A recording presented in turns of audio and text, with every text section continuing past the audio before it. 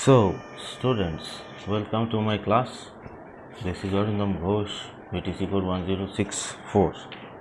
Now, I'm today going to tell you about the treatment of reserves. Treatment of reserves for the purpose of reconstruction of partnership. What is reserve? A reserve is that part of the profit that is not distributed among the partners but retained in the business. We have seen it previously in the balance sheet that there is something called reserve. In the liability side, we are talking about that reserve. It is that part of the profit that is not distributed among the partners. Distributed not amongst the partners is applicable only in case of partnership. In the case of company, it definitely it won't be partners, because company is a separate kind of business, but we are not going to discuss that here. The business retains some part of the profit in the business for its growth and continued successful existence in the near future. So the profit earned by the business is retained in the business for its growth and successful existence in the near future. This is the reserve. A reserve account is opened in the books, that is, we have seen it in the balance sheet, liability side.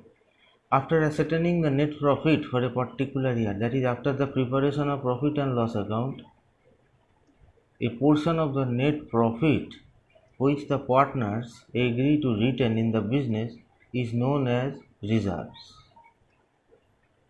So it's very simple. We have to proceed up to profit and loss account, and thereafter we have to determine the net profit from the profit and loss account, and a portion of the net profit would be retained in the business, which is called as reserve. Reserves are created as follows: debited to the profit and loss appropriation account and credited to the reserve or general reserve account. So that's how the ledger posting is done. In case of admission of a new partner, we need to transfer the reserves or accumulated profits and losses in the balance sheet to the old partner's capital accounts. Now, I have prepared this note on the basis of my lecture delivered to the class, and there, if you can remember it, you will find it that I have made it practicable as far as possible to solve our problems. Okay. So this is what we need to know is, in case of admission of a new partner, we need to transfer the reserves or accumulated profits and losses in the balance sheet to the old partner's capital account. Remember these, old partners. Since all reserves sharing in the balance sheet on the date of admission are earned by old partners, we transfer them to old partner's capital account in the old profit sharing ratio. So remember this, that whatever reserve is appearing in the balance sheet would be transferred to the old partner's capital account, because simple matter. New partner has no contribution to the previous profits of the firm, and the accumulated profit are called reserves. So the old partners will get a share of the reserve, not the new partner. So the journal for transferring the reserve to the old partner's capital account would be reserve or profit and loss account debit to old partner's capital account.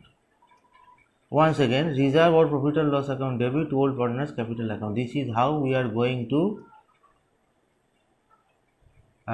transfer the old partner's capital account in the old profit sharing ratio.